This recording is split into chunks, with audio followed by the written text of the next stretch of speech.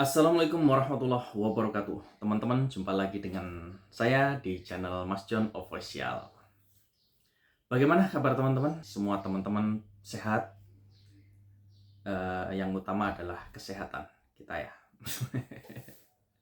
Oke teman-teman, selama hampir 10 tahun, Roy Suryo CS selalu memfitnahkan ijazah Bapak Jokowi palsu. Dan hanya itu saja yang diberitakan, digembor-gemborkan. Agar apa? Menjatuhkan mental Bapak Jokowi, agar tidak fokus membangun bangsa, agar tidak fokus melanjutkan hilirisasi. Hanya itu tujuannya. Dan siapa dalang atau pembiayaan dana Roy Suryo CS ini? Karena apa?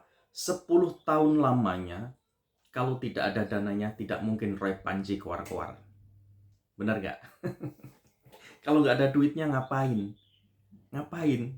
Hanya keluar-keluar tentang ijazah. Sampai saat ini loh, Bapak Jokowi sudah tidak menjabat sebagai presiden. Masih saja difitnah tentang ijazahnya Bapak Jokowi. Iya, walaupun sudah dibuktikan ya Bapak Jokowi, karena sudah tidak menjadi presiden, Bapak Jokowi melaporkan ke Polri. Dulu waktu masih menjabat presiden, Bapak Jokowi tahu diri.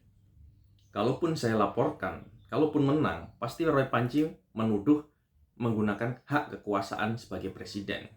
Sekarang Bapak Jokowi sudah tidak menjadi presiden.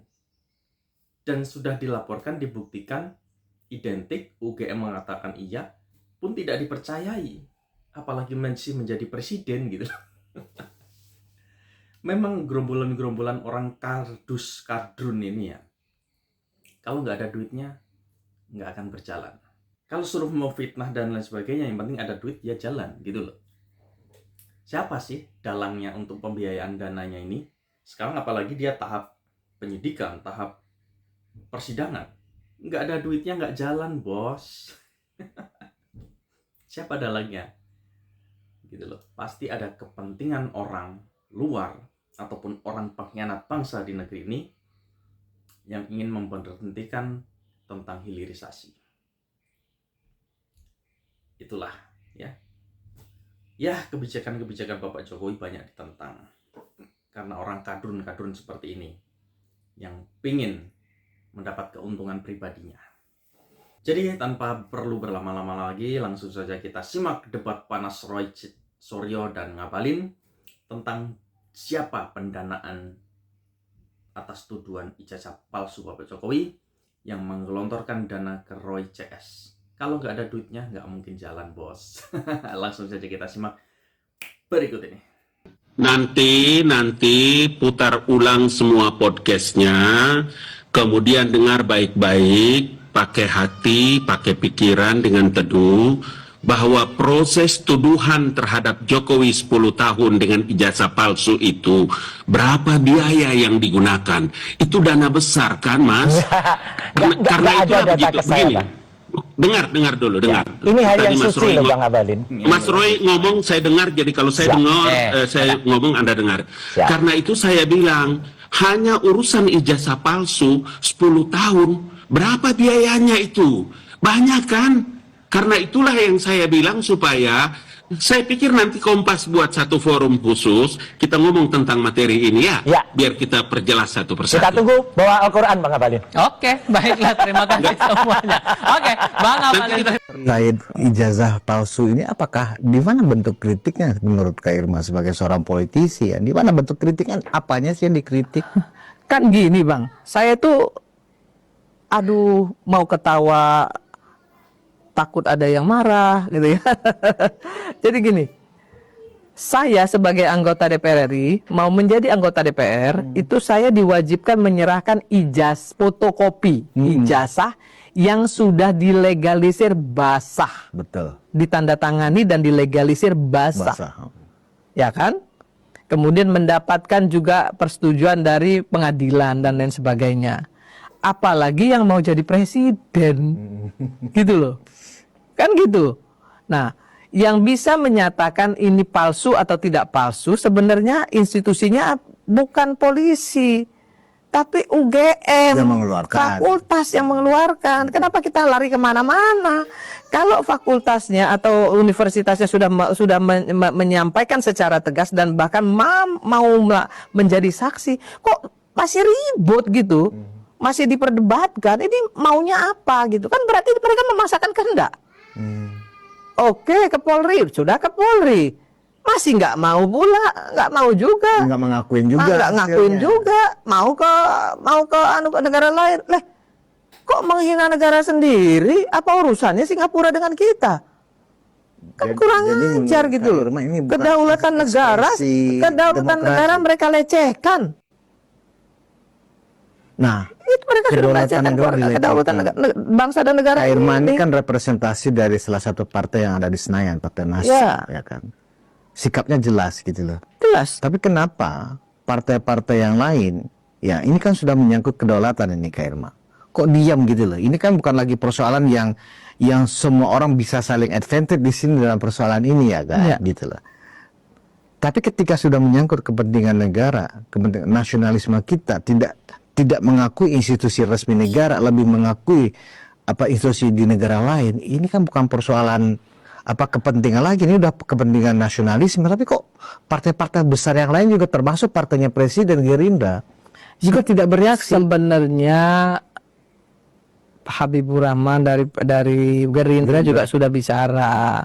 Sebenarnya partai-partai lain juga sudah bicara sih Bang. Cuman kan mereka sebenarnya udah males aja ngeladenin orang-orang males ngeladenin orang-orang recehan kayak gini sebenarnya gitu loh. Bukan persoalan udahlah ngapain sih diladenin gitu loh. Sampai sudah pada fase itu sebenarnya gitu. Nah, saya mau kasih tahu ya kepada pemirsa di seluruh Indonesia. Saya bertemu dengan Pak Jokowi. Terus terang saya sampaikan waktu itu saya mampir ke Solo dan saya kepingin tahu apakah benar orang-orang yang datang ke sana itu dimobilisasi atau tidak. Saya datang ke sana, kemudian saya bertanya-tanya dengan orang yang datang, sesama yang datang. Mereka bilang bahwa mereka nggak ada, mereka itu mau ke Jogja, mau ke Solo, mau kemana, mampirlah di tempat Pak Jokowi mau minta foto. Ada juga yang memang datang langsung khusus mau ketemu Pak Jokowi mau minta foto. Itu yang dilakukan. Maka kemudian saya teleponlah sama sekretaris pribadinya Pak Jokowi. Saya bilang saya mau ketemu Bapak, kira-kira Bapak ada waktu nggak ya, saya mau menghadap gitu. Saya mau ketemu, mau sowan. Nah, disampaikanlah ke Pak Jokowi, oh ada Mbak kebetulan gitu kan. Akhirnya saya masuk. Padahal saya mantan juru bicara loh. Ya kan? Saya masih minta izin. Ada waktu nggak? Boleh nggak? Kan gitu. Akhirnya saya datang, dan bertemulah dengan beliau. Saya bicara dengan beliau. Saya bilang, Pak Jokowi, kok Bapak nih, saya nggak ngerti sesabar apa Bapak. Saya bilang, kan sampai Bapak diperlakukan begini, ya membunuh karakter Bapak. Bapak dibilangin anak PKI, orang tuanya PKI, Jokodok, dan segala macam. Bapak diam. Saya bilang, dulu waktu saya Bapak masih presiden, saya pernah ketemu Bapak juga, dan saya bilang hal yang sama. Bapak bilang, udahlah rapopo, itu urusan Mbak Irma aja yang jawab, saya nggak usah jawab, saya kerja aja. Itu jawaban Bapak waktu itu. Sekarang Bapak udah nggak jadi presiden kan, saya bilang. Tapi Bapak masih bilang biarin aja. Menurut saya ini nggak benar juga Pak. Bapak harus bicara. Dia jawab apa lagi? Dia bilang ini, Mbak Irma, kalau nanti mereka menganiaya fisik, ya menyentuh fisik saya, istri saya, anak saya, atau melempari rumah saya sama batu, saya laporin ke polisi. Baru saya laporin, dia bilang. Tapi semasi mereka nggak menyentuh fisik saya, anak saya, istri saya, dan rumah saya nggak akan laporin, biarin aja. Biar Tuhan yang menjawab. Itu kata beliau, ya kan waktu itu. Terus saya bilang, Pak, nggak bisa begitu juga Pak, karena ini udah keterlaluan. Bapak dulu nggak mau laporin, sekarang Bapak Bapak juga masih tetap nggak mau laporin. Nah, ketika kemudian beliau laporin, saya tanya lagi, kenapa sekarang Bapak laporin? Iya, padahal kan belum ada yang menyentuh fisik juga belum ada ya. Kenapa sekarang Bapak laporin? Beliau jawab lagi, Mbak, ini sudah keterlaluan, sangat keterlaluan, menjelekkan saya sejelek-jeleknya. Ini sudah sangat keterlaluan. Saya sudah nggak bisa lagi diam. Kenapa saya sekarang bereaksi? Karena saya sekarang rakyat biasa. Kata dia, bukan lagi pejabat. Sekarang saya mau laporkan. Karena kalau dulu waktu saya menjabat sebagai presiden saya laporkan, kalaupun saya menang, pasti mereka akan tuduh lagi bahwa saya menggunakan kekuasaan. Betul. Nah, sekarang saya masih sudah sebagai anggota rakyat biasa, maka saya ingin laporkan. Nah, ketika dia laporkan dan ternyata asli, masih juga nggak percaya. Kan memang memang manusia kardus gitu loh menurut saya. Jadi memang Memang manusia kardus. mereka ingin bikin kacau aja. Emang bikin kacau.